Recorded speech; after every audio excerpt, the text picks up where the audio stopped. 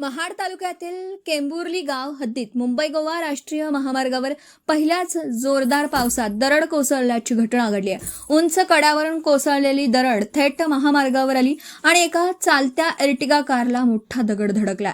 सुदैवाने चालकाच्या प्रसंगावधानामुळे कारमधील सर्व प्रवासी सुरक्षित बचावले असून कोणतीही जीवितहानी झाली नाही। घटनेनंतर महामार्ग वाहतूक शाखेचे पोलीस तात्काळ घटनास्थळी दाखल झाले आणि रस्त्यावर पडलेले दगड हटवून वाहतूक सुरळीत केली। दरम्यान पहिल्याच पावसात महामार्गावरील निकृष्ट दर्जाच्या कामाचा फटका बसल्याची चर्चा सुरू असून केंबुर्ली, रासगाव, खिंड आणि नागलवाडी परिसर दरडीच्या दृष्टीने धोकादायक असल्याने तातडीने उपाययोजना करण्याची मागणी नागरिकांकडून करण्यात येत आहे। Video reporter Dhammasheel Sawant, KTV news, Raigad.